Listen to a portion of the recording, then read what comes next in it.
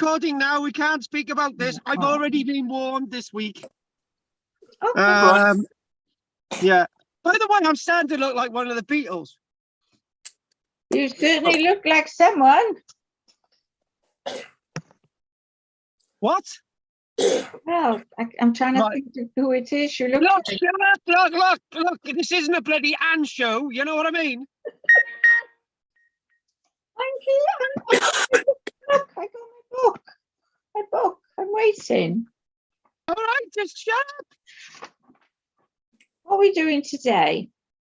Right. You finally want to get to it, right? Okay. So, So we got some next week. We're going to be looking at. We're coming to the end of the Neolithic period, actually. And I keep saying we're coming to the end of the Neolithic period, and we're coming up with more and more gubbins to talk about in regards to the Neolithic period. And I've just thought today, I've just thought, you know, I've got to sort of expand a little bit today and do a couple of comparisons. So we've got a Mesolithic class solely next week, right? This week we're going to be rectifying an issue to do with the Mesolithic period. That's what we're going to do. That's one of the things we're going to be doing. And the other thing as well is I want to look at comparisons between the Mesolithic and the Neolithic period, if I can do it. And that's going to be called part 1. So that's where we're going to go today. So I think it'd be nice idea, right, to find out, Anne, if you've got anything you want to tell us this week, as long as it's not washing machines, women's chastity belts, bras, Tampaxes. I don't want to know any of that. We want to know about archaeology. Oh wow, there's so much else to talk about, is there? Well, that's it then, isn't it? That's fine. No. Okay, moving on. Anything you want to tell us? I did look at some more Vincent van Gogh paintings, and so there may, you know, there is a possibility that the flowers were by him. Yes. Now, I don't think. I think it was all over the place this week with what we were supposed to be doing with the 6 o'clock thing, and I think I've made a boo-boo on that one. So we will be doing 6 o'clock next week for that class. Okay. But obviously this one, the thing is, Steve contacted me today and Goff contacted me today and said, oh, look, what time we're going to be starting today. And I'm thinking, well, 7:15, but then again, should we do 7:15? Should we just do 7 o'clock? We'll probably. Well, 7 is better than 6. Well, oh God, yeah. Shut up! No. The other thing about Mesolithic, I was thinking that they might be finding. I wonder if there's any Welsh universities that are doing any research into any more coastal places. I think they are. I think they are. Maybe I could do a little bit of look into that for next week. So, any news from you, Goff? No news, nothing. Thank you. Okay. What about you, Steve? Nothing from me. Thanks, Carl. And what about you, Henri, my French friend? They discovered something right up your street, a carving of a giant Roman phallus on the bottom of a temple in Spain. Oh, yeah. There's been a couple of things found in Spain. Yeah, like carved huge Roman carved phalluses. Oh. So I thought you'd enjoy that one. Keep you entertained. Yeah. I really appreciate that. And guess who's joined us now, Roger? Right, Roger. Now the bloody started. Now the biggest problem. We'll get Roger on first, right? I don't want to talk about Roger behind his back, right? So we got to be able to face up to Roger now, right? And the one thing I got to say to Roger is that why the hell he bothers turning up at my classes, I don't understand, right? So I thought I'd say that to his face. Roger, we're doing news this week. What would you like to tell us? No. Right, Nothing. we wait. Do you know what? Do you know what? What? We've been waiting around, Roger. We've been waiting around for you to turn up tonight. You can only bother to turn up now. What time did you start, by the way? 7:30 out or 7? 7:15. Is your son with you? No, he's not here tonight. Oh, right. Right, 7:15. 7:15. He's Yeah. very welcome. No, he's not here. Roger, shut up, Anne. Right, we've just been doing a little bit of chitter chatter. Basically, what I said. Are you in the next caravan week- there or what? Oh no, I'm in my car. Right, the reason why I'm in the car, right? Who is somebody else's caravan? I want to change your place, okay? Who was that woman's caravan? Oh, no, it's okay.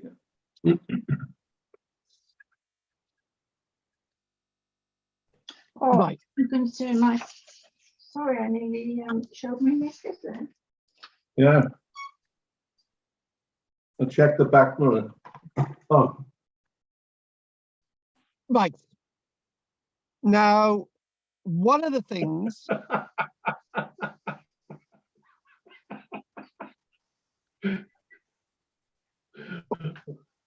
One of the things.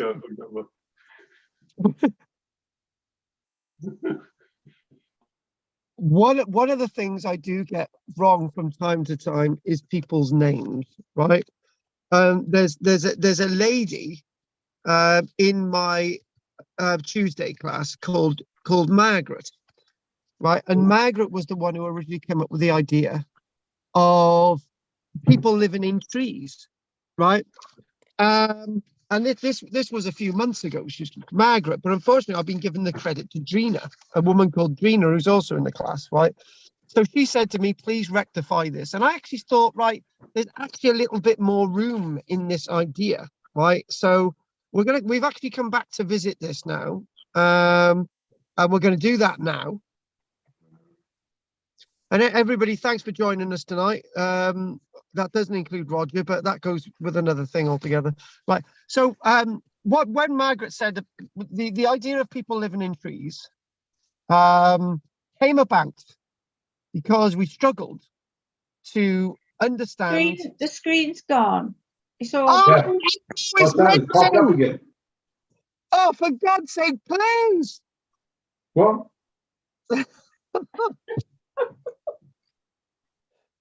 Right. The reason why it's white is because I'm just about to draw something on it. All right. Look, I joined it. What are we doing on the? Oh my! I'm going to draw a bloody tree. All right. I want to Get on finish with it. talking. Mm. Right. We're going to draw on a tree. Right. That's not true. Oh. Is that okay? Oh. That'll Right. do. Excellent. Has it got any birds in it? No. Where Oh the yeah. leaf? All right. We'll stick a bloody bird in it. There's a bird with two little legs. Job done. Anyway, he's pining. He's pining for the fjords. Right. Anyway, the thing is, right, the reason why this idea of nobody interrupt now because I'll bloody jump down their throat, right? What? The reason why we come up with this idea of people living in trees, right, was because we've got a massive lack of archaeological evidence in the Mesolithic period, or so we believed, right? So now this leads us quickly on to next week. Next week, we're going to be looking at two sets of human remains, right, that have been found in associated with the Mesolithic period, which is going to be something we'll be looking at next week. Quite exciting, right? However, then the reason why that's relevant is that we started realizing that we're getting archaeological settlements from the Mesolithic period in upland areas. Okay, we're finding Mesolithic sites alongside the coast, such as Hoyk on the Northumberland coast and West Voe in Shetland, right? And Boulder Cliff, we looked at that a few weeks ago, off the coast of the Isle of Wight. And then this, but that was before we actually did any of this about people. Where are the remains from people living in the Mesolithic period, right?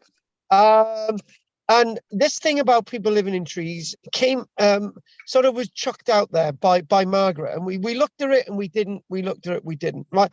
And there's actually quite some sense about thinking about people living in trees, right? So occasionally, in lots of ways, what we do find scattered across field is microliths, right? Microliths, which are those small Mesolithic, little carved flint and chert or chalcedony, and they're very small, the size of a thumb, right? So we find lots of microliths in fields. Why are we finding lots of microliths in fields? And we're thinking, well, it's because people were hunting. And you're thinking, well, hang on a minute, right? It's going to be very difficult to hunt when this landscape is full of trees, because there's a tree in front of you, there's an animal hiding behind it, and it's going to be very difficult to hunt in trees with bows, arrows, and spears, right? So you're thinking, well, does that mean to say that there weren't as many trees across Britain as we think? Well, we've been thinking about that, but most of the evidence tells us, because of pollen analysis in peat bogs, that most of Britain was covered in trees, right? So why are we coming across lots of microliths? So that must have meant that people were using microliths in amongst the trees. But if they can't hunt in amongst the trees, but they can hunt from above, right? And then somebody got really excited on Tuesday. They thought, oh, right, that makes sense, But then they weren't living in trees. And then they come around to the idea that maybe people were actually living in trees, right? So anyway, where is the other evidence of possibly people living in trees? Well, what we do occasionally get in across when we're walking on, when we're walking across fields, right, and there's no other seemingly archaeological evidence, what we get is burnt clay, right? Okay, we get burnt clay. Not pottery, but burnt clay. Well, if you're thinking about lining a hearth, right, burnt clay is brilliant. But if you're finding no other charcoal or no post holes, how is that burnt clay in the field, right? Very, very interesting, that. Another bit of evidence that might indicate that people might be living in trees or associated with trees, right, is that if you get animal skulls from the Microlithic period, and there's flints and so on embedded in the animal skull, does that mean to say that they were killed from above? And then somebody said, oh, they may have used trees to hunt from, right? But they certainly didn't live in these trees. Well, hang on a minute, right? Hang on, there's a problem with that. It goes dark. Where are you living then? Oh, you live on the floor. Oh, right, that don't make sense. You must have been living in trees, right? So we get all these ideas associated with sort of living in trees, right? And what we're going to do next, I'm actually quite astounded by how big some of these trees can actually get. So I want to show you an image. Right, we're going to stop that. Right, good. We're going to stop that, and we're going to share an image. You're looking pretty good today, Steve. Thank you very much. Mind you, Steve, you always look pretty good. Oh, You're like a man on the edge of deep sexuality. Ooh. Why, thank you. Oh my God. Okay. And started to He's blush. just flushed. oh, Just a bit flushed. well, So basically, right, you're basically looking at trees like this that are over 1,000 years old. Now we've got at least 50 trees like this in Britain, and we're finding more. There are in fact about 250 trees like this in Britain before the Second World War, but we lost about 200 of them. But then again, we're still finding one or two out there. But if you think about a tree like this, these are the types of trees that would have existed in plenty in the Mesolithic period, right? And you're thinking, well, is it possible that you could think about people living in trees like this? And the answer is yes, right? And when you think about that, you could think, well, if you've got a hearth within the crown of the tree, right? You line it with clay, right? And the tree's not going to set alight. It's really not going to set alight, because these types of trees, the reason why these trees have been around for thousands of years is because they've survived every single thing that the forest has thrown at them until they come across human beings with a chainsaw. And even a chainsaw, it's going to be really difficult to cut this down. In fact, I wouldn't see your chances in cutting this tree down, to be honest with you. Right? So And then you've got another theory that we just come across the other day, right? So what we're going to type in here, right? So if we type in at the top of the screen, we're going to type in here Savanac Forest Old Oak, and you'll see another point. Savanac Forest, Old oak. oldest oak. Right now, me and Rod, you've been in there, haven't we, Rod? Yeah. Thanks for the enthusiasm, Rod. Really, Rod, I don't care about your opinion anyway. Okay. Right. Anyway, just think of that, Rog. Hang on, Rog. Yep. Just think, you were inside there, weren't you, Rod, with me? Oh, yeah. Yeah. I had a cup of tea out of a quick flask, yeah. Yeah, you And Bill. did. Oh, shut up. Where's Bill? Anyway. Oh, all right, John. Anyway, John. the Can you remember when we went there, Roger? I nearly made the car crash because I jumped out from around the tree into sort of a car coming down the road. Anyway, so the main thing is, then we thought about the idea of actually in the Mesolithic period, there's lots of trees like this.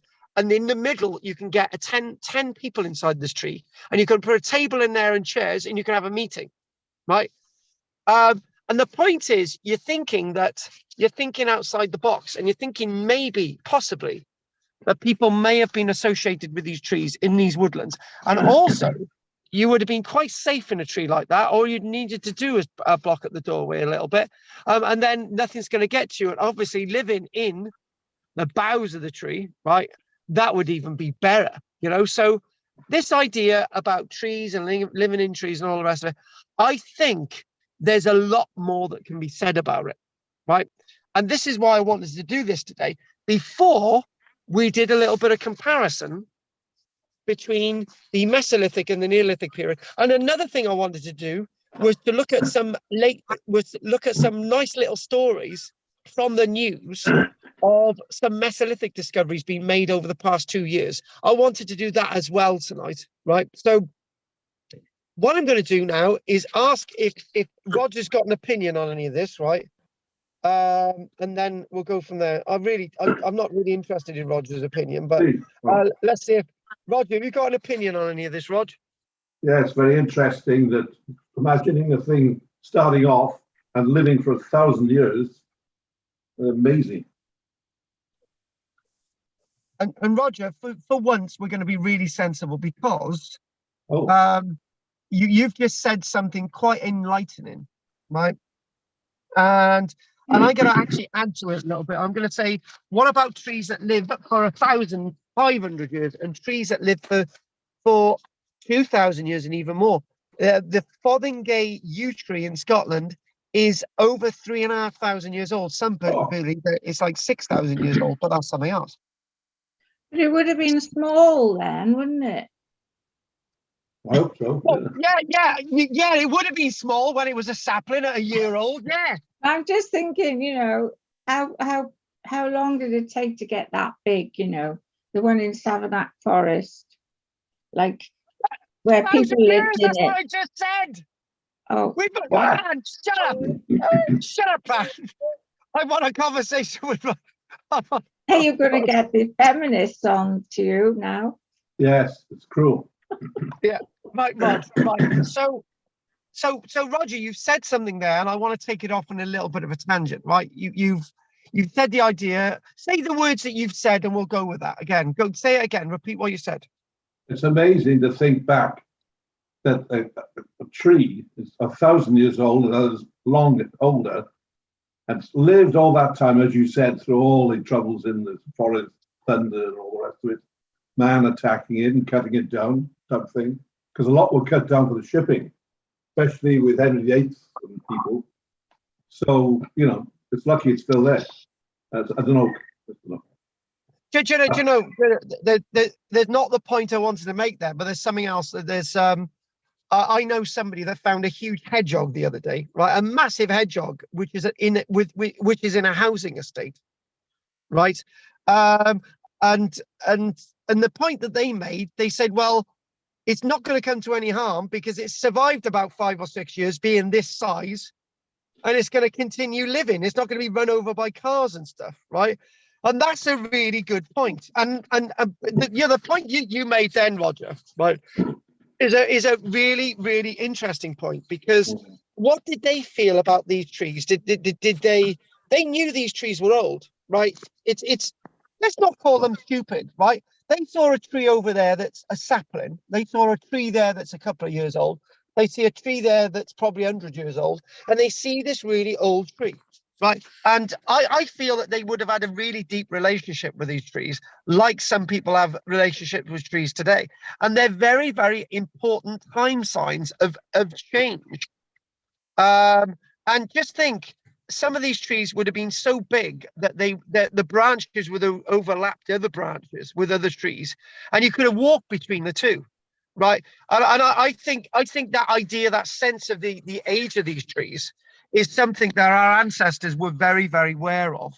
They understood what we know, and they understood the nuances. And you know, one thing that we miss every week, Roger, we miss their idea of interpretation, right? And actually, Roger, you've started a tangent, right? And the tangent is that when we look at something like when we think about Doggerland, right? And we've still got to do Doggerland as well. We've got to look at Doggerland and how the Doggerland is the end of the Mesolithic period. That's the end. That's the end of the world, right? And what I want to do is I want to sort of bring in more of the Doggerland stuff, right? Which we've got to do, right? So we're going to be having a couple of classes on that. We've got next week's class that we're going to be comparing human remains. And then we're going to do sort of another comparison, Mesolithic and Neolithic. And then we'll be probably a few other bits and things in the Mesolithic period, and we'll be fully into the Neolithic period. So we've got 1, 2, 3, 4, 5 classes left on the Mesolithic period, and then we'll be into the Neolithic period. But one of the things that we're going to miss when we do Doggerland is that these people knew about the landscape, right? I know that sounds obvious, but they knew that there were trees there. They knew there was animals there. They knew that crops were being planted. They knew the powers of the river. They knew where all these fish were and everything else, right? They understood it more than we give them credit, right? And Roger, do you know what? I'm going to say this. We're not even doing Doggerland today, but I'm going to say it, right? You know, I give this. I point blank tell you this, right? Over a period of well over 1,000 years or more, right? The water levels around the periphery of Doggerland were rising. The water levels of the rivers across Doggerland were rising, right? We know that, right? They saw change within years, within decades, right? But one day, suddenly there was a flood, and the land that they understood, the houses that they lived in, were washed away forever. They lost everything, and the water level would never ever drop away. It would always be like that, right? I always say that in the nuance that it's something that they had never experienced before, right? But they had, right? This undoubted fear of the sea, the undoubted fear of change. And do you know what? We need to give our ancestors more credit for the landscape that we see them inhabiting, rather than the landscape that we wish to interpret for them, right?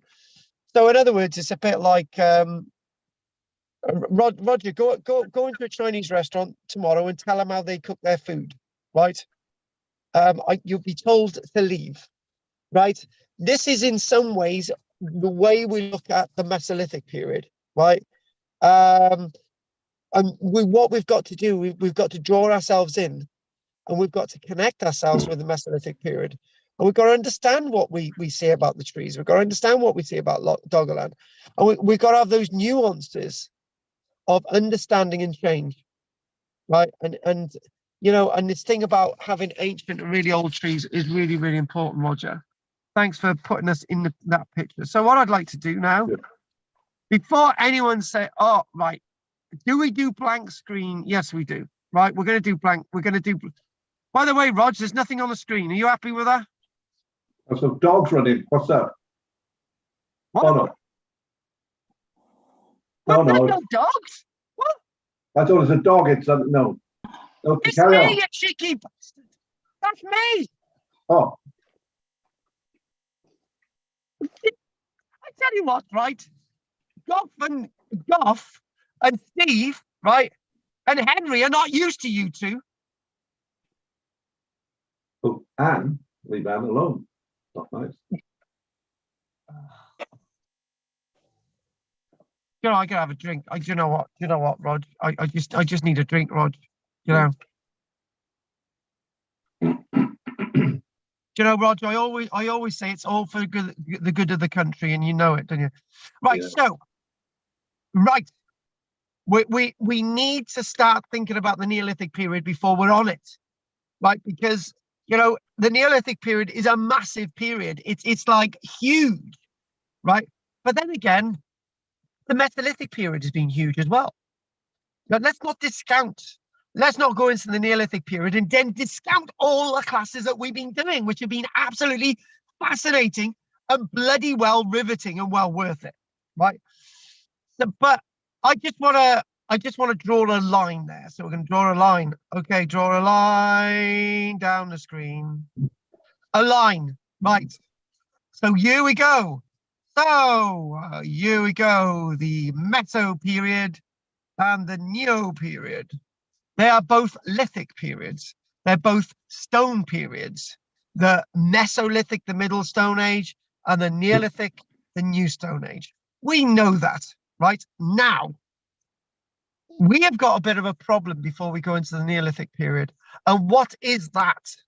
Right? Well, I've caused a rod for my own back, right? And the rod for my own back will be explained as follows. Right, so I used to tell people, based on James Dyer, right, and we're going to go with this, right? The old books tell us that the Neolithic period began in approximately 6,250 years ago. While my date, folks, is the end of the Mesolithic period, the beginning of the Neolithic period. My date, for example, is in fact 8,500, right? But unfortunately, folks, since we've been teaching these classes, the boundaries have changed again. The boundaries have changed again, right? So we're thinking, well, maybe it's more like 8,000 years ago I should be talking about, right? But then again, I said that we should not be obsessed with dates, right? So what we're going to do, we're going to keep with the date I gave you, and we're going to do this for now, right? But I also said, let's forget about dates, because what are these periods? They're both transitional periods. And what is today a transitional period? Everything's got a sense of transition, moving into another period, a sort of cosmopolitan overlapping system of periods in our timeline, right? And there's something else we've got to be reminded of, right, which I haven't done much of, and I do apologize. When we're reading, say, for example, about other Mesolithic periods on the world, like we did last week, and we looked at Ireland, right? I basically said that the Mesolithic period in Ireland ended a lot later than, for example, the Mesolithic period ended on mainland Britain, roughly maybe 7 or 6,000 years ago. The Mesolithic period ended in Ireland. But what did we also discover last week? We also discovered that the Mesolithic period in Ireland is what is misunderstood, because we really haven't done as much research in Ireland as we actually should have. So, you know, and other periods in Europe have different beginnings and ends for the Mesolithic period. Remember, in Europe, they've lost their ice a long time before us. right? So their Mesolithic periods might start 14,000 years ago, and then their Mesolithic periods might end 9,000 years ago, or 8,500 years ago, and so on and so on. So what we need to do is be really, really careful when we use dates. There was a comment made in the Barry class today. I didn't do the Barry class today, it was Kate. But anyway, Kate, who did the Barry class today, right? She said that there was a certain woman in that class in Barry who said, "Oh, why is Karl precise with dates all the time, particularly when it's the Roman period?" And I'm thinking, hang on a minute, I'm not that precise with dates. I told you, and I'm thinking, hang on, the Roman period. If we got specific dates for Roman emperors, right? Why can't I use those dates for the Roman period, right? But when we're thinking about these wide, large time frames, between them, all this Mesolithic period going to the Neolithic period, right? Let's just not be too obsessed with these, with the idea of dates. Now, I'm going to pick on someone, right? I'm not going to pick on Roger because nobody else wants to listen to Roger again tonight, so we won't pick on Roger. You're off the hook, Roger, right? So I'm gonna pick on someone. Oh, do you know what I'm going to do? I'm going to ask Anne. Anne, what is the difference between the Mesolithic and the Neolithic period? Give me something that they had in the Mesolithic period or didn't have, and that say likewise with the Neolithic period. Go for it. Pottery? Pottery? You know what? Pottery is a good one because pottery is a rather interesting one because what we do see is that we do. Is that...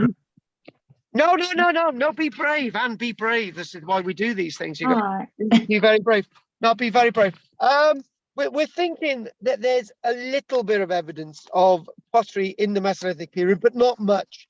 And when you say pottery in the Neolithic period, there's lots of pottery in the Neolithic period, right? Right. So what has the Mesolithic period got that the Neolithic period hasn't? And this might be a trick question. Anne. What's the Neolithic got that what's the Mesolithic got that the Neolithic hasn't got? Yeah, you could chuck in anything there, and maybe you might be right, maybe you might be wrong. Boats? Oh no. Leave it. Stop. Actually, maybe you might not be as you just said boats, right? Be specific about the type of boats we're talking about. Well, canoes, like just wooden logs with. Right. You use the word log. Very wide log boat canoes. Yeah, well, I would have thought narrow boats, but no. You've lost your point, Sam. All right then. Right. What you might All think. Right, rope together. No, shut up. Raft. No. Oh, you had it right in the first place. Oh, all right.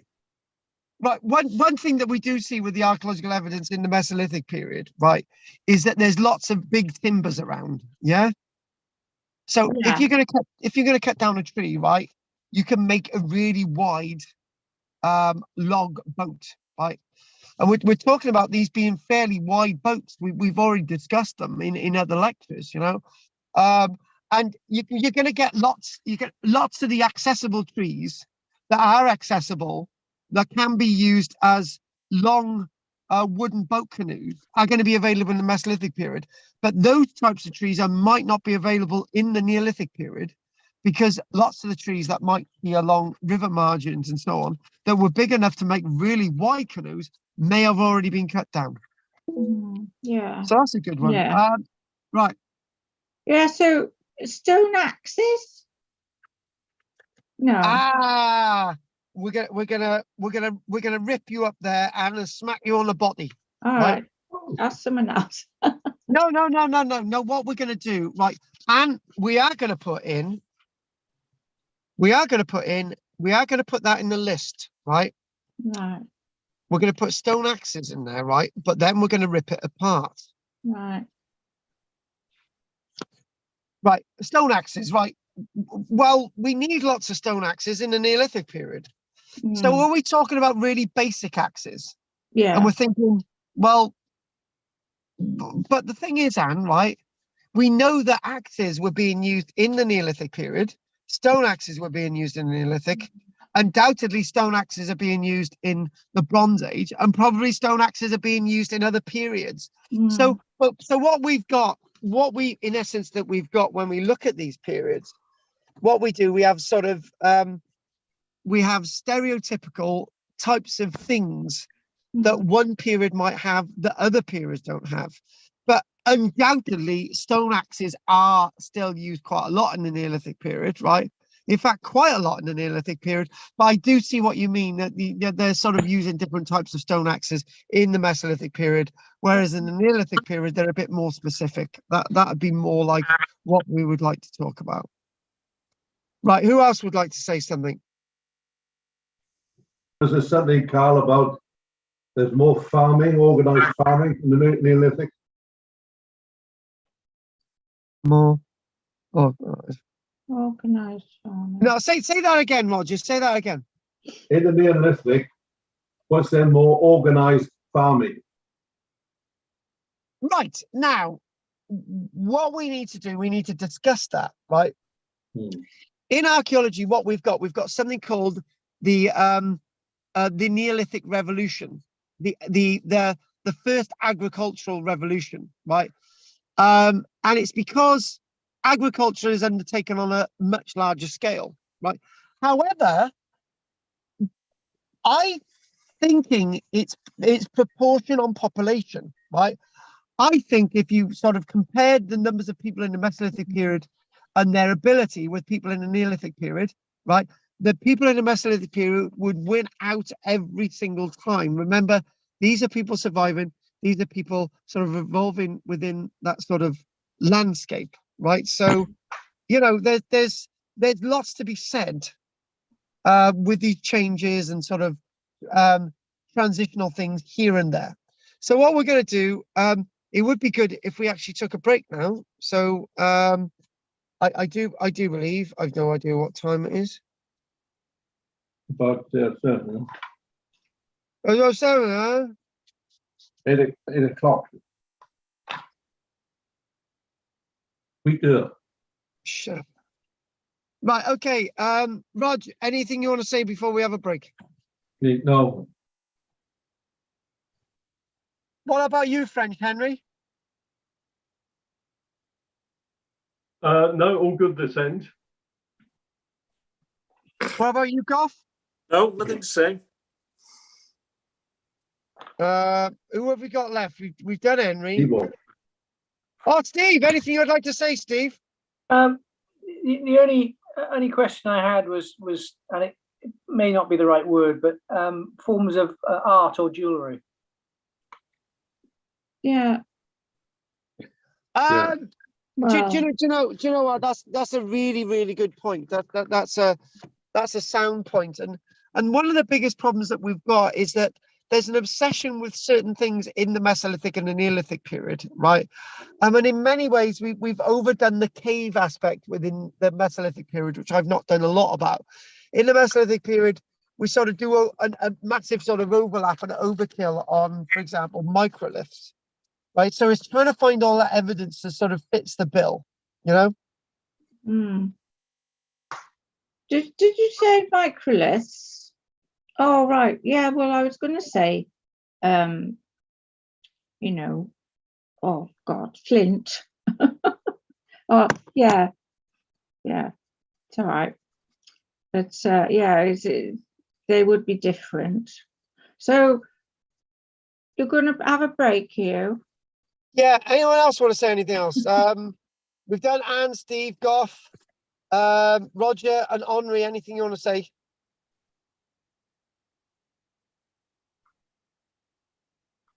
No, that's okay. Go and have your cup of tea. Roger, go and have your cup of tea, darling. Right. Oh, You're going to have yours, is it? Yeah. Well, me, I'm dying. What I might actually do is sort of do more of the transitional stuff, but I might actually do some of these articles after the break as well. That'd be good. So, Yeah. right, have a little break. How long? 8:01, 8:01 to 8:10. 10 minutes. Well, 9 minutes now because Roger's haven't stopped talking. He's doing my head in. Okay, 9 minutes. That's all right.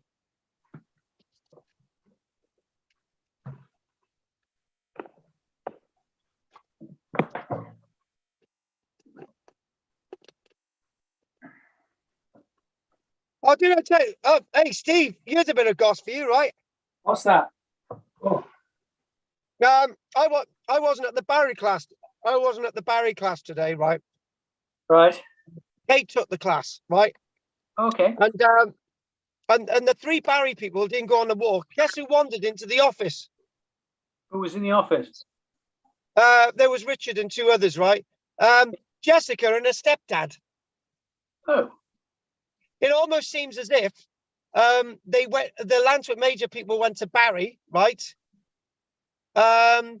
Because they wanted a showdown with me and Jessica. oh dear. Because one of them told them that I would be there on a Thursday. Right. So naturally, I'm not happy with that at all. No, I mean, no, it would be, yeah, pretty confrontational. Yeah, very. So it was good I wasn't there. No, I was going to say. Anyway, Steve, go and have your break. All right, I'm going to have a cup of coffee. I'll be back in 5 minutes. 6. 6. 6.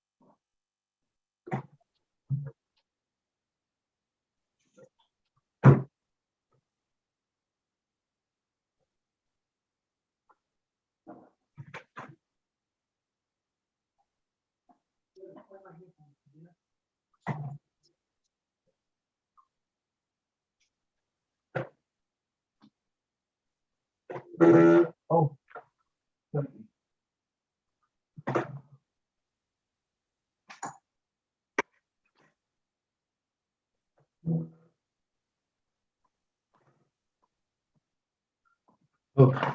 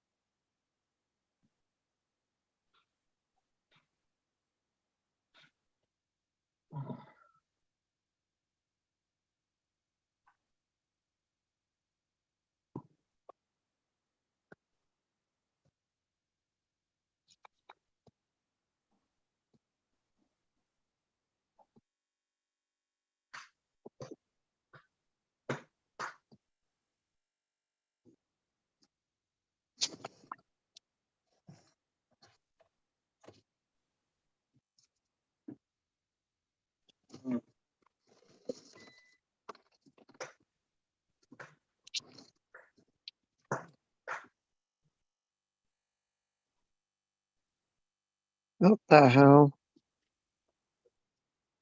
hmm. Hello? Hello, is it you I'm looking for? Roger, we love you every day we know.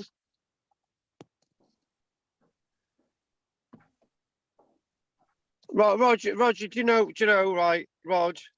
Yeah. You know, if it wasn't for you, my life would not be fulfilled. There we are then. That's life. Yeah. You know, Rog, if you Yeah. leave me now, you take away the greatest part of me. Whoa, baby Roger, don't go.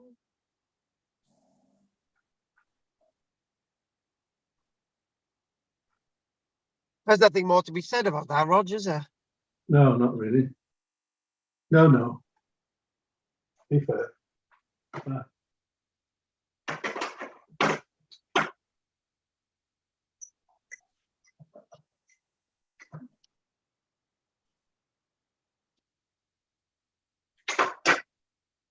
Oh.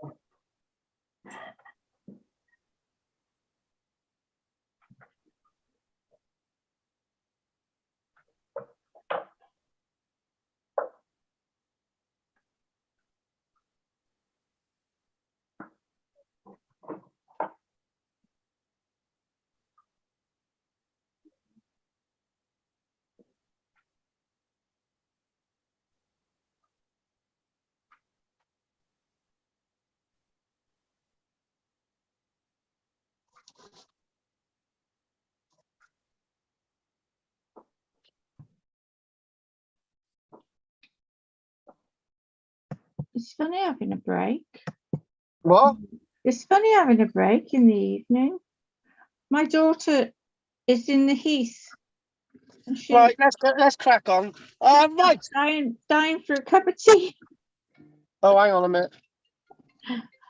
Hang on a minute. I just got to put this on thingy a minute. I could ask Roger to take her a cup of tea. That's the trouble, isn't it? I don't think they've got machines, haven't they?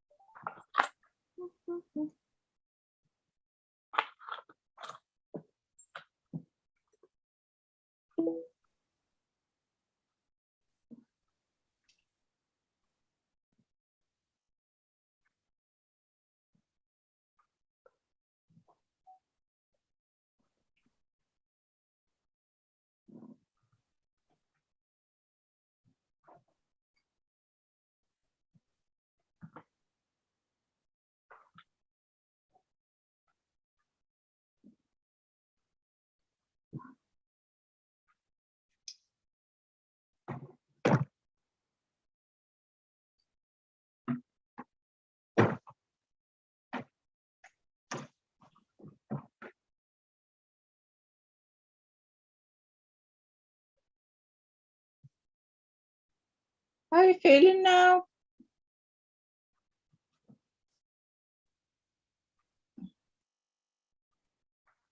How are you feeling now? For me, Mm. that's fine. Oh, oh, good. A little bit fuzzy. A little bit Just fuzzy. waiting for you to, you know.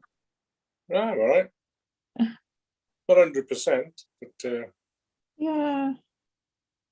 It's a bit like when we first did our first series of archaeology, it was quite like just clearly defined, really.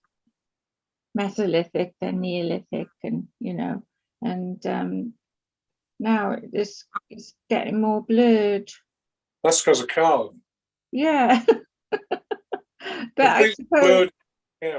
I suppose at the end of the day, Got me everything totally is gonna be confused. blurred, I suppose. You know.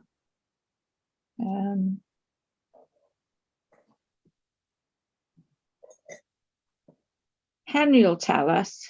He'll tell us the truth.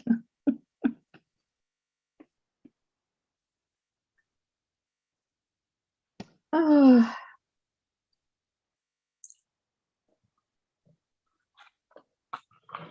Right, where is everyone? yeah. Where is everyone? We were all sent to go and have a break. So we're all various degrees of cups of coffee and tea.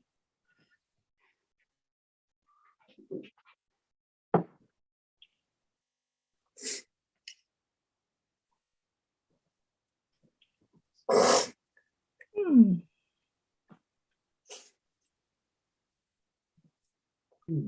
Where's that box?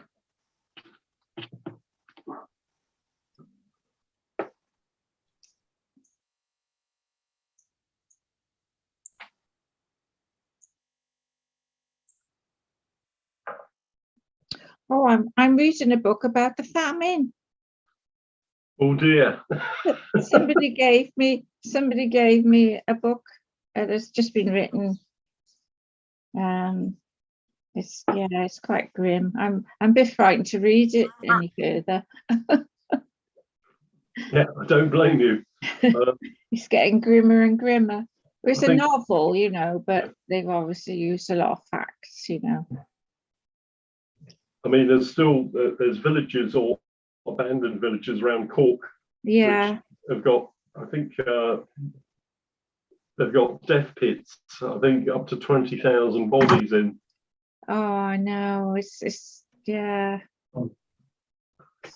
And there's so many, you know, there's still a lot of properties kind Hello, of folks. derelict, Hans, you know. Hans, shut up. You're like a bloody whinging old whinge bag. He's back. Well, Roger, we've been waiting for you, Roger. It's almost as if you've been like, Rog, you know, we've been waiting for you. We've had a 5-minute longer break than we're supposed to, right? You just, you know, Roger, you caused me just so much hassle in these classes. No, I thought you were doing something in the back there. Oh, with he's got to have a whipping boy, hasn't he? I tell you what, Roger, there's nothing wrong with Roger being a whipping boy, is there? Oh, You put I your think, chickens to bed yet? no, right.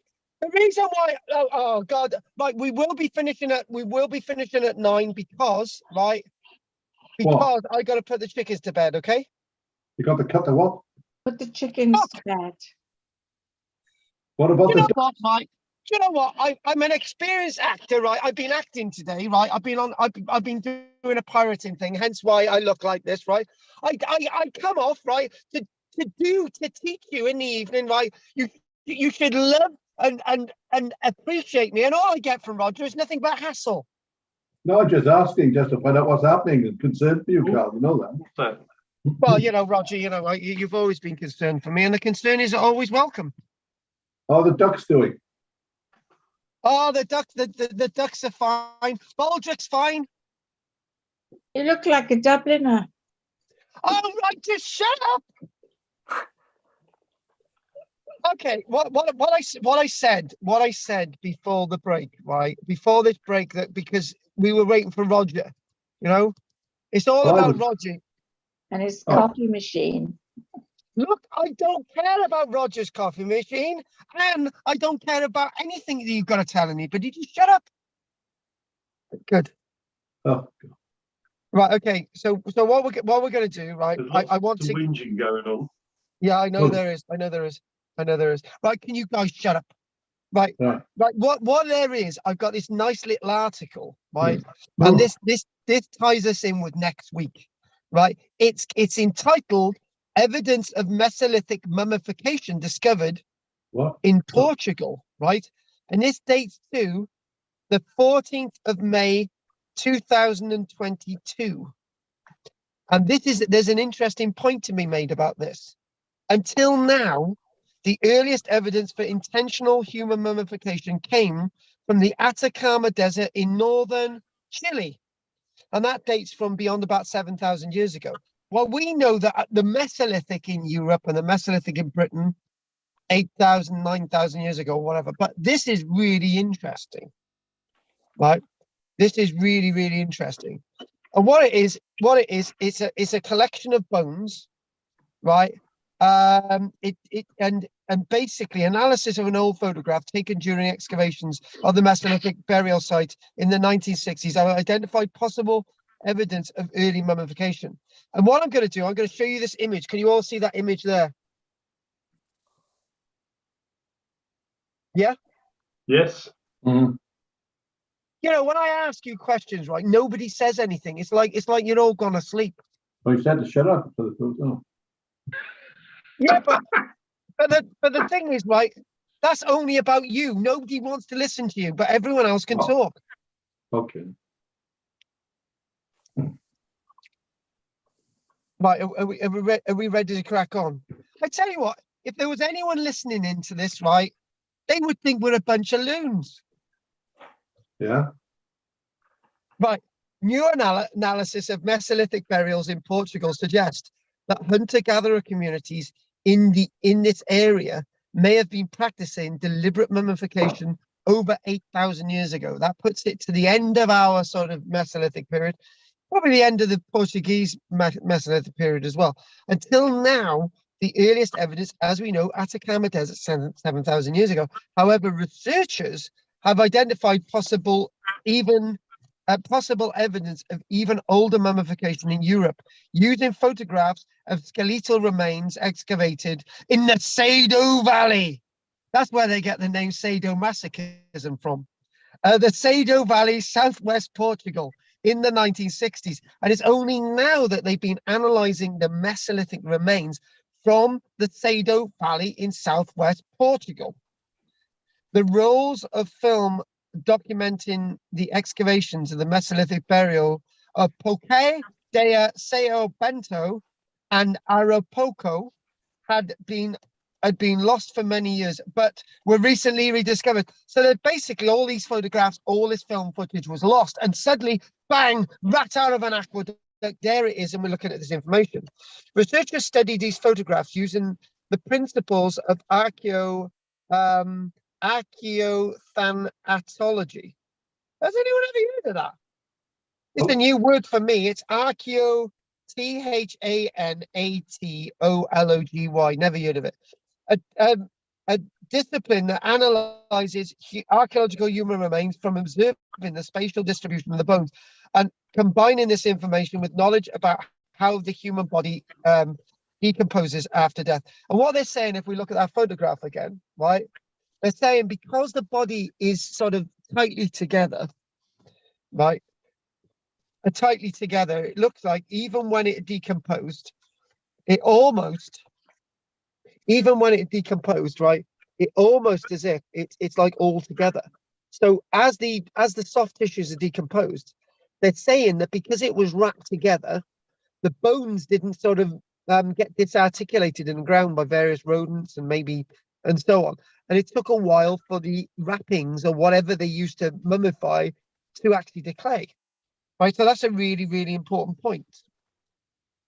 They discovered that at least one of the burials displayed characteristic characteristics consistent with mummification, including an absence of disarticulation among the bones, even in areas where it would normally be expected, such as the fingers and bones. Yes, the fingers and bones get disarticulated when our bodies are rotted away. But in this case, no, indicating possible mummification. Even in areas where it would normally be expected, such as the fingers and toes, and an unusual degree of flexion in the position of the body. In other words, it was all together. The researchers suggest that these burials may have been the result of guided natural mummification processes. While it is unknown how mummification was achieved, human decomposition experiments conducted by some experts from Texas suggest that human involvement in the mummification process would have been required to shape the body into the highly flexed position observed in some of these burials. So in other words, what we're talking about is early mummification. And why would that be so unusual? Well, it's not as unusual as it sounds, but we're actually just finding out this evidence now. And this is actually evidence that was photographed from these burials over 6 decades ago. To achieve this state, the bodies may have been placed on elevated structures to allow the decomposition fluids to drain away, perhaps with a fire maintained nearby to accelerate disarticulation. So what they're talking about is what they're talking about, instead of wrappings, right? In this case, the bodies are being dried out. So it's in one position and then buried. So there's different ways of thinking about mummification, including mummification via peat bogs as well. It would have been necessary to tighten the bandages around the body over time to compress it into the desired position if you use that technique, as my notes tell me. This suggests that if mummification was practiced amongst the Mesolithic periods of the Sado Valley in Portugal, it may have been a communal activity that had a significant place in the society's mortuary practices. Mummification would also have made the bodies easy to transport by making them lighter and more compact. So in other words, there's lots of, we're not going to look at mummification today. This is an article, right? But we'll look at some. So in other words, if you want to carry a relative around and you've dried them out, it's going to be so easy, right? Because they're going to be very light. And you can keep them with you, right? And it's possible that the technique was utilized to help the community transport the human remains to specific burial sites as well. So, what do you? Oh my God! Do I ask? I got to ask Henry. What do you think of that, Henri? Well, that's really interesting. I just had a quick look at some fairly graphic pictures of how they would have done the mummification using a stake, the body being tied to it and folded up and left.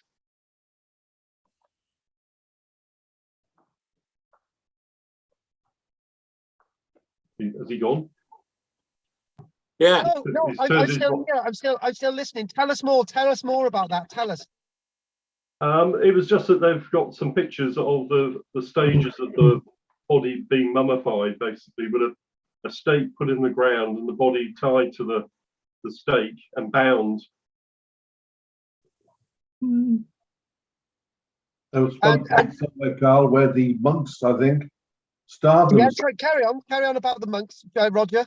They used to starve themselves to rid the body of bacteria. Yeah. So when they died, they wouldn't rot from within, which is what happened. That's Buddhist, man. South America. Oh. I had an interesting conversation with an Italian who was talking about mummification in Sicily. Oh. Yeah. Go on, Anne, carry on. It's just, you know, I know this is modern day, but apparently there's a special way of mummifying, you know, very important people. Like there was a child mummified because she was only 8 years old or something, and is beautifully preserved. You know, she's still beautifully preserved. Oh. And, you know, people. I think people want to do it. You know, they want to keep their relatives, even from early day, early on. Mesolithic. And can I make the point, right? You guys have been making not an issue, right? You guys have said about mummification, this mummification, that, blah blah blah blah blah, right? So therefore, why is it so unusual that we have mummification in the Mesolithic period? And I say it's not unusual at all. No, it's not unusual. No. Because what we mustn't do is disconnect ourselves from the realm of possibility, and the realm of around the realm of availability to project various different practices throughout the timelines and transitional periods of our human history. And there's one guy who's not with us today, Bill, right? He's absolutely bloody obsessed with iron chisels being used to carve some of the stone, well, all the stones or some of the stones from the Great Pyramids on the Giza Plateau, dating back to 4,600 years ago. He's saying the only way that the stones could be carved is using iron chisels, right? And we've got to discount that, but then again, maybe not, because there was naturally occurring iron about. And maybe there were one or two chisels around, right? But we just haven't found the evidence for it, right? And in some ways, maybe Bill should be thinking about another material used to carve these stones, rather than being set in the obsession that they're using iron. And that's not a criticism of Bill, because we've had this discussion lots of times, right? So we've got to have this sort of open mind, and we've got to sort of try and explore. So I'm going to do one more article. We've got to do more Neolithic stuff, and I got to finish in about 21 minutes. Got to go my animals to bed. So here we go. Oh, Shut up, Rog. I'm not really interested in anything you got to say. We take it all, don't we, Rog? Roger takes it like a man. and we know him. We know him. Right. Yeah. Okay, here we go. Come, Look at the way we talked about him in Chepstow. Remember that, Roger, Anne? can you just Roger, can you just let me talk? Shut up. Right. Ancient, oh, I can't even get it out. Ancient tooth shows Mesolithic ancestors were fish and plant eaters. So this is another one. This isn't actually from Britain either. Analysis of the skeletal remains of a Mesolithic man found in a cave on a Croatian island has revealed microscopic, wait for it, fish and plant remains in the dental plaque of a tooth. A first time discovery for the period and region, right? So what we're going to do, we're going to read this out in full, right? And what we're going to do is this body was actually found in a cave, and that was in Croatia, right? Some wonderful remains in a cave in Croatia. There it is, right? And the reason why I'm just reading through these, I think that's absolutely, I'm going to say this. There's one of the tooth, and you can actually see there all the dental plaque. It's quite a lot. Mm. I think this is amazing on various different levels, right? Obviously, Croatian island, okay? Croatian. So obviously we're talking about the Yugoslavian coastline, the old Yugoslavia, right? So the Croatian island, the male, who was between 30 and 40 years of age, was buried in a cave. Previous analysis of Mesolithic skeletal remains in the region has suggested a more varied Mediterranean diet consisting of terrestrial, fish, water, and marine food sources, not too dissimilar to what modern humans eat today. But the dental plaque tell us, microscopic evidence tells us that they're great plant eaters and fish eaters. Although this recent find is the only example of a skeleton that provides evidence of both fish and plants in the diet of early people in this region, the researchers argue that the discovery provides a significant insight into the lifestyle of Adriatic and Mediterranean foragers. And actually, that's a really good point there, because if we've got one person that's eating fish and plant remains, fish and plant, other people might be interested in eating more terrestrial animals, such as tortoises and rabbits and so on. And we're thinking, well, you know, some people may have eaten other things. I mean, let's look at that. The team found microfossils entombed in the dental calculus, commonly known as tooth plaque or tartar, of the young male skeleton. Young male skeleton at 30 or 40. First time I've heard of a young person in a Mesolithic period in their 40s, revealing fish scale fragments and fish muscle fibers. Yeah. And it sort of goes on to say, it's quite a big article actually, but we'll only do a little bit more. An analysis also showed microfossils of plants. Oh, we've done that. Right, okay, we've done that. The skeleton, which has been dated to the late, wait for it, this dates to about 9,000 years ago, is also significant in terms of its bone chemistry. More evidence from the bones, not just the teeth. Using carbon and nitrogen stable isotopic analysis, we're able to demonstrate that marine resources were a major component of the diet of this individual over a sustained period of time. So that person was very much reliant upon marine food rather than anything else. And I think this next point is amazing. It's amazing, this next point. The team were able to identify the fish scales, although they are thought to be very similar to tuna. What? Mackerel. And sea bream. The reason why I'm going is that you're thinking, that is like, Roger, I know what you ate tonight, tuna. Do you know what I mean? It's like, and living on the seashore, you eat marine animals. yeah, but Anne, you're missing the point. We know what type of species they're eating. What's around? Yeah, you know, and you know, like tuna's going to be a bit further out fishing, right? Mackerel's going to be a bit closer towards the shore fishing. Sea bream here and there, right?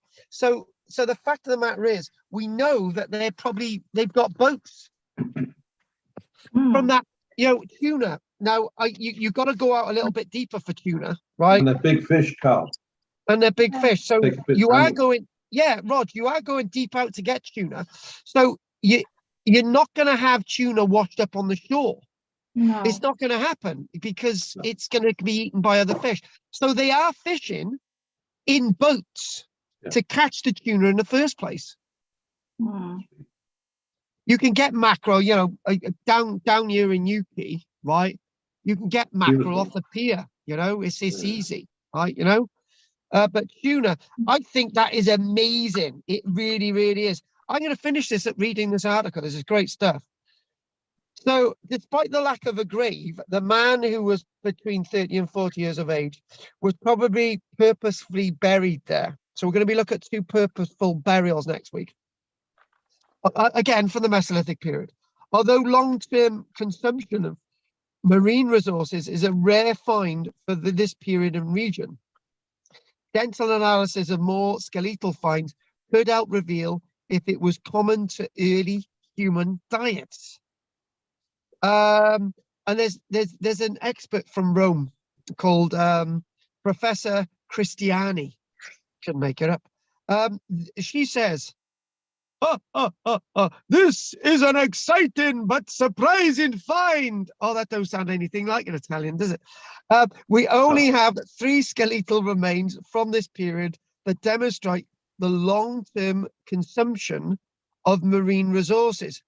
Only 3 sets of skeletal remains. We don't have anything like that over here. We've only got 2 full sets. So when you can identify microfossils of this kind, it can provide a great leap forward in our understanding. It does provide a great leap forward. Our data provides a novel perspective on forager diet in the Mediterranean region by revealing the role of marine organisms Oh, oh, oh, oh.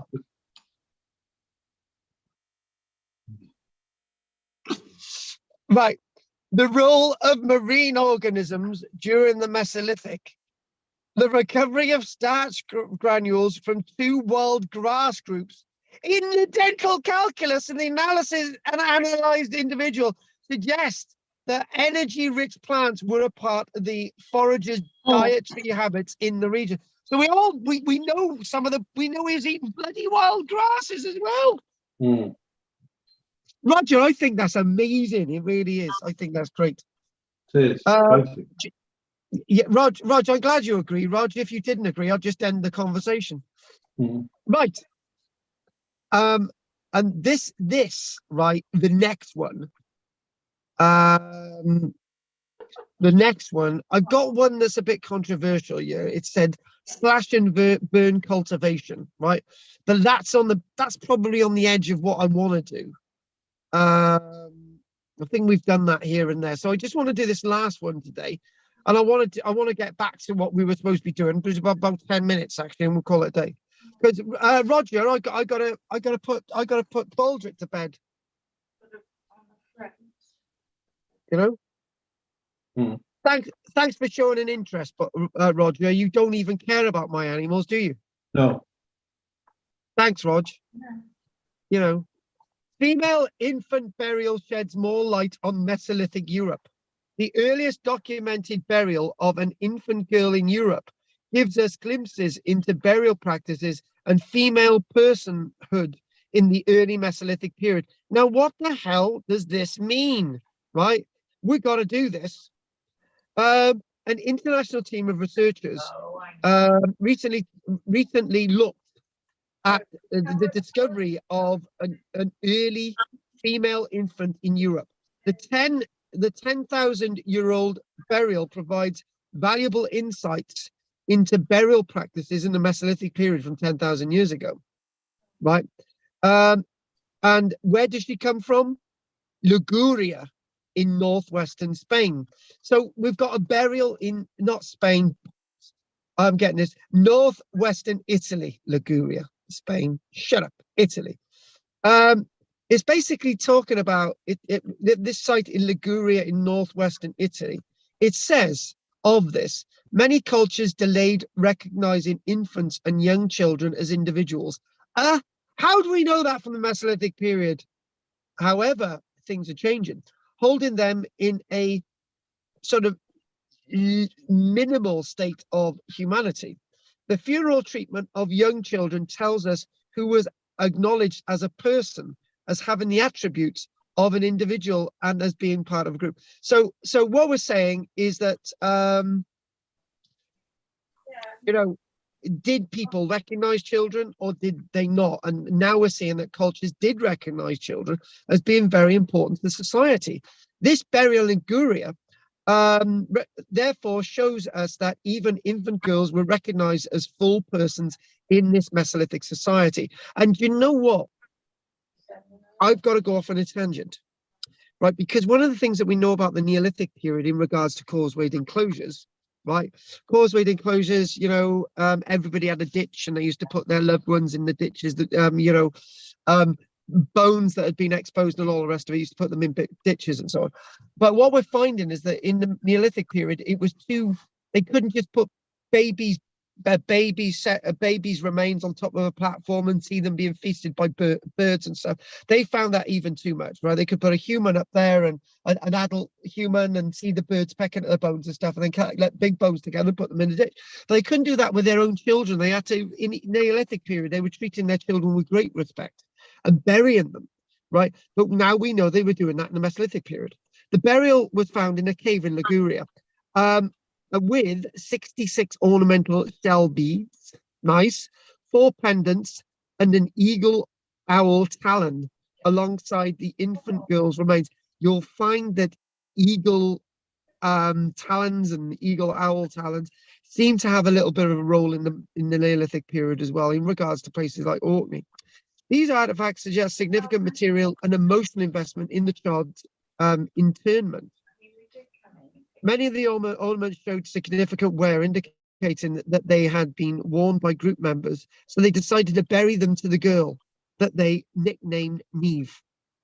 There is a decent record of human burials before 14,000 years ago, but now we're starting to see that infant burials, although they're rare, we are now starting to find infant burials. Oh my God, we got evidence from the teeth. Whoa. Wow. The Mesolithic is particularly interesting. Let's just go straight to this. You know, so it's really important time period for understanding human prehistory. Have I said that time and time again? Listen to this, dental clues. We've got to do this one. We seem to be onto teeth today. So here we go. Dental clues. Analysis of the infant's teeth show that she was 40 to 50 days old when she died, which is quite young, to be honest. But let's not make anything of this. Children today die 40 to 50 days old, so it's not unusual. They're saying that accentuated lines in the prenatal enamel, that's the enamel on the teeth, lines, reveal that either Neve or a mother experienced stress that halted the growth of her teeth 47 and 28 days before she was born. Let's just read that again, right? As the baby's developing in the womb, right, the mother had some kind of dietary stress when the child was being created at 47 and 28 days before she was born. And I find that unbelievable. Now we can work out what's going on with the child and the child's not even born. So we know about the mother's diet, which then affects the child before the baby's born. I think that is unbelievably, and we've sort of known this thing about sort of these actuated lines in teeth with children before, but not to this degree. This is amazing. Further analysis of the infant's teeth suggests that the pregnant mother had followed a land-based diet, similar to other individuals in the area. You know, we come across that one from Croatia on the island. It was land-based, but that was also marine. These are particularly land-based. Right now, we have the oldest identified female infant in Europe. Archaeological reports have tended to focus on male stories and roles. Tut. And in doing so, have left many people out of the narrative. Protein and DNA analysis are allowing us to better understand the diversity of human personhood, who they are, what they are. You know, we're all people. They are all people in the past. And status in the past. Without DNA analysis, this highly decorated infant burial could possibly have been assumed male. Right? So we now know it's female. I think there's a point there as well. The work that they're doing is really groundbreaking. And not only that we're seeing in Croatia with the sets of human remains there, but Liguria then, and this is unbelievable. This is great stuff. This article was actually published. Did I say May? I think it was May. It was published. I think that may actually be this. Yeah, I think so. I think it was. Right. So now what I'm going to do now, it's now getting beyond my bedtime. So we're gonna finish soon, right? And it's getting dark. It's getting dark. It is. You remember Frank Hennessy? Or you weren't even here. Were you when Frank Hennessy was about, Steve? Were you? No, I remember Frank Hennessy. Or yeah, we go. Right. Do you know the last time I saw Frank Hennessy, right? I was having an interview with the BBC about one of my ghost books. And he had to play had to play some music because he insisted that he tell me one of these ghost stories whilst he's supposed to be, yeah, typical.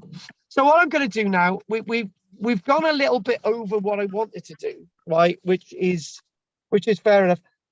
Next week, guys, I'm gonna mention a little bit more about the Mesolithic and Neolithic before we finish.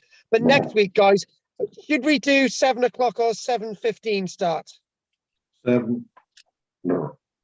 Should we do 7 next week then, boys? Yeah, that's good. That's good for me. Yeah, good. seven's Yeah, good yeah, for me. 7. Yeah. Right, if we do 7, we could probably have a little bit longer As long because as you remember to turn up. we did turn up. Who? Oh, we were here. I was talking to you before everybody else turned up. And what we're going to do, I'd like to just do a little bit of a whiteboard thing, right? Roger, the board's gone white again, all right, Lev? Oh, Shut up. Right. So clearly what we could think about the differences between the Mesolithic and the Neolithic period, and I'm going to mention one of them. In the Neolithic period, there we go, NM. In the Neolithic period, what we do find is one of the big differences is with burials. In the Neolithic period, we got burials, and burials. In the Mesolithic period, we do have burials with a small b. There's not many of them. And how burials are treated in the Neolithic period. In the Neolithic period, they're treated in a huge ornamental way. In the Mesolithic period, lighter, small scale, right? That's a difference between the Mesolithic and the Neolithic period. And one of the difference. I know he's playing on. Shut up, Anne. And the other difference is that we mentioned about in the Mesolithic period and the Neolithic. In the Neolithic period, we've got a lot more rain. We've got a lot more crops being planted. We do have crops being planted in the Mesolithic period, but I think the big difference in this case is in the Mesolithic period, there is less people, even though we started talking about there's more people than we once thought in the Mesolithic period, but there is still less people compared to the Neolithic period. And therefore, in the Neolithic period, they need more stable and more expansive food sources, and planting crops becomes more dominant in the Neolithic period than in the Mesolithic period.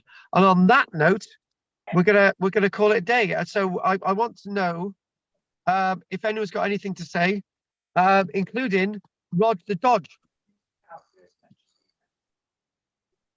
Rog.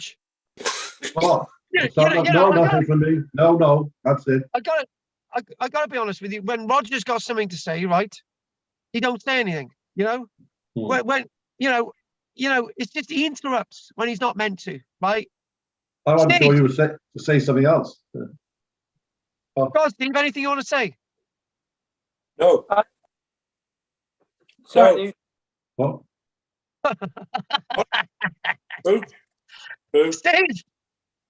Yeah, it was just a quick question, or a couple of questions really. Firstly, just in terms of the fundamental differences between the Mesolithic and the Neolithic, is it more about things like burials, or is it, as you've said before, transition period where there aren't any clear-cut differences? It's merely transitional over a period of thousands of years. Yeah, I would say it's transitional over a period of years. We can see developments throughout. We can obviously see the developments of settlements coming from the Paleolithic into the Mesolithic and being massive in the Neolithic. We can start to see burial practices in the Paleolithic increasing in the Mesolithic period and getting bigger in the Neolithic period. But I think overall with those two aspects, what we're seeing is there's population density creeping, right? And you see the population creep. We see the density of population creep in regards to the requirement of new food sources, right? And if you're able to plant more, we all know, don't we, that you can feed more people if you can put a decent crop than having loads of animals graze. You know, that's that big argument with vegetarians. we should all be vegetarians and we'll be able to feed everybody on the planet. My answer is, if we had less population on the planet, then we wouldn't have these problems in the first place. But that's another thing altogether. So, right, anyway, thanks for that, Steve. Anything else you want to say, my Goff? No, nothing. Good, thanks. Right, and I got to say it to Goff. Nobody else. Ich liebe dich, Goff. Ich liebe dich auch. Ah, yeah. Anne, anything you want to say? Oh my God, she's turned into a piece of wood. Right, Henry. Henry, Yo, he's in the dark. Hello.